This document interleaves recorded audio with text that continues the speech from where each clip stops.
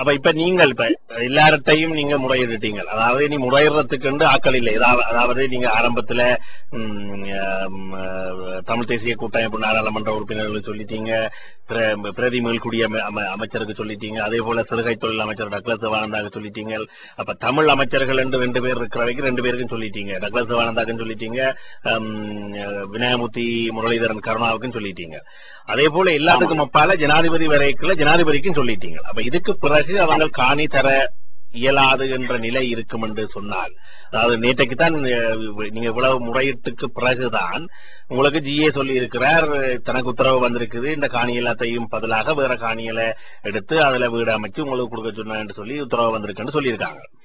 அப்ப இப்ப இந்த பிரதேசத்துல வாழ்ற 1200 2000 குடும்பங்கள் நீங்கள் என்ன தீர்மானிச்சு கொண்டிருக்கிறீங்க, அல்லது அடுத்த கட்டமா நீங்கள் அவங்க தர்ற காணி அல்லது வீடுகள்ல போய் குடியேற மாதிரி இருக்கிறீங்களா, அல்லது உங்களுடைய நோக்கம் என்னவா இருக்குது? எங்களுக்கு நாங்க நேற்று கூட அரசாங்க அதிபருக்கு உறுதியா சொல்லிட்டு வந்தோம் ஐயா, எங்கட காணிதான் எங்களுக்கு தேவையை தவிர வேற எந்த மாற்று திட்டத்துக்கும் நாங்க சம்மதிக்க மாட்டோம். இத நாங்க போயிருந்த அத்தனை பேரும் உறுதியா தான் ஐயா சொல்லிட்டு வந்திருக்கோம். அப்ப இது குறித்து அதாவது இங்க சர்வதேச ஊடகங்கள் வாயிலாகவும் உங்களோட பிரச்சனைகளை தெரியப்படுத்திக் கொண்டிருக்கிறோம். அதாவது இந்த ஊடகங்கள் உங்களோட பிரச்சனைகளை பல்வேறு ஊடகங்கள், எங்கட ஊடகங்கள் மட்டுமில்லை, ஐரோப்பாவில் இருக்கிற எல்லா தமிழ் ஊடகங்களும் அல்லது ஆங்கில ஊடகங்கள் சிலது கூட இந்த பிரச்சனைகளை தொடர்ச்சியாக சொல்லிக் கொண்டு வர்றாங்க. அதே நேரத்தில் இந்தியாவுக்கு போன, அதாவது உங்களுடைய பிரச்சனை தொடர்பாக சிறிது காலத்துக்கு முதல் இந்திய அரசியல்வாதிகளோடு கூட சிலரோடு நாங்கள் பேட்டிகளை கண்டிருந்த பொழுது தாங்கள் இந்திய அரசாங்கத்துக்கும் இது குறித்து அழுத்தங்களை கொடுப்பதாக கூறியிருந்தார்கள்.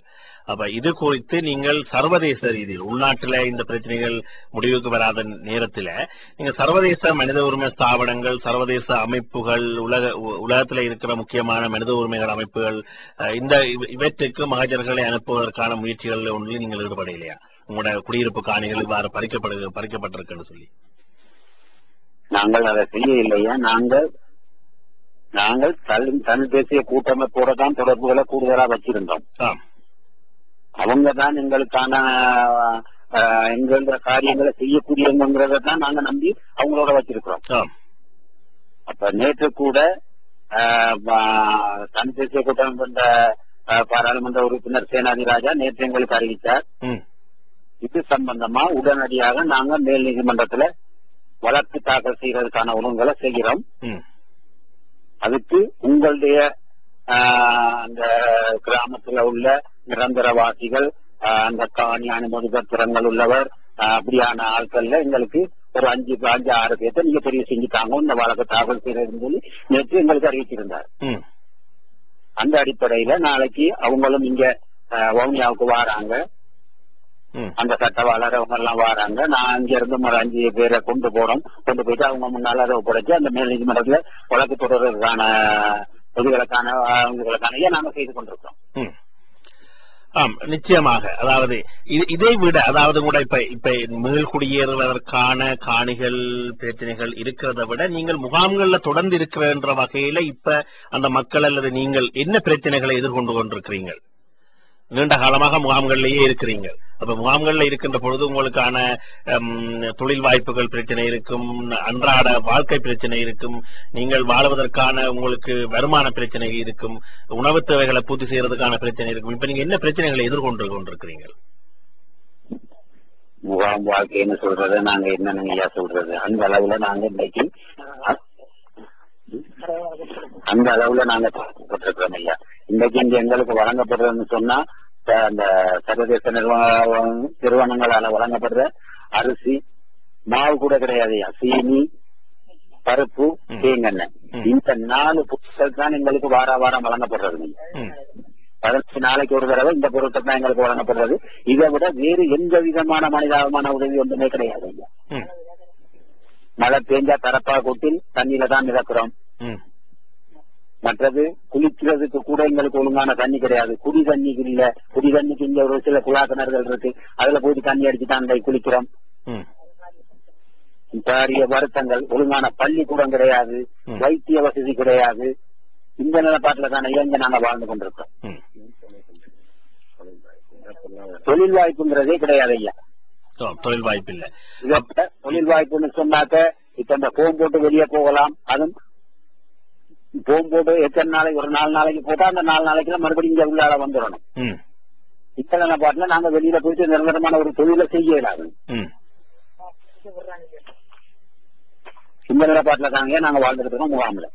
பள்ளிக்கூட பிள்ளைகள், உங்களோட பிள்ளைகள், பாடசாலை பிள்ளைகள் வந்து ஏராளமானவர்கள் இருப்பார்கள். அவங்க அவைக்கான கல்வி வசதிகள் பாடசாலையில நல்ல பாடசாலை இல்லைன்னு சொன்னா அவங்களோட படிப்பு இல்லாம எப்படி போகுது? இப்ப படிப்பு இந்த ஒரு பள்ளிக்கூடம் இருக்கையா, அதுவும் அந்த ஆசிரியர்மாரெல்லாம் இன்றைக்கு நீர்குடியோட்டம்னு வெளியில போயிட்டாங்க.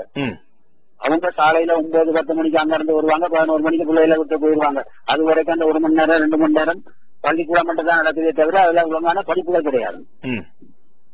ஒரு ஆஸ்பத்திரி இருக்கு, அதுல மருந்து எடுக்க போனா அங்க மருந்துகள் தட்டுப்பாடு அல்லது அந்த நேரத்துக்கு மருந்து எடுக்க முடியாம அப்படி சில கஷ்டங்கள் இருக்கு. இந்த நிலையில தான் நாங்க வாழ்ந்து கொண்டிருக்கோம். முகாம்கள் இப்ப நீங்க இருக்கிற முகாம் பகுதிகளில் வந்து எவ்வளவு மக்கள் இன்னும் இருக்கிறாங்கன்னு நீங்க நினைக்கிறீங்க? இங்க வந்துட்டு இப்ப 4 முகாம் தான் இருக்குது. 5 முகாம் இருக்கு. இந்த 5 முகாம்லயும் அரசாங்கத்தின்படி நேற்று செய்தியில கூட சொன்னாங்க 33,000 குடும்பங்கள் இங்க இருக்குதுன்னு சொல்லி. அந்த குடும்பங்கள் தான் இங்க இருக்கு. இப்ப அதாவது முகாம்கள்ல இருக்கிற ஆட்களை வந்து இப்பவும் விசாரணை கண்டு அழைச்சு கொண்டு போற சம்பவங்கள் நடைபெறுதா? இப்பவும் வந்து பிடிச்சு கொண்டு போறாங்களா சந்தேகத்திலே, அல்லது ஏதாவது விசாரிக்க வேண்டும் என்று சொல்லி இளம் பெண்களை, இளம் ஆண்களை எல்லாம் பிடித்து கொண்டு போற சம்பவங்கள் அந்த முகாம்கள்ல எங்கேயாவது நடக்குதா? ஆனா முகாம்கள்ல அப்படி சம்பவம் நடக்கிறது இல்லைங்க. மீள்குடியேற்ற போன ஜனங்களுக்கு அப்படி சம்பவங்கள் நடக்குது. மீள்குடியேறின மக்களுக்கு இடையில விசாரணை கண்டு அப்படியெல்லாம் அழைச்சு கொண்டு போறாங்க. அது நடக்குது.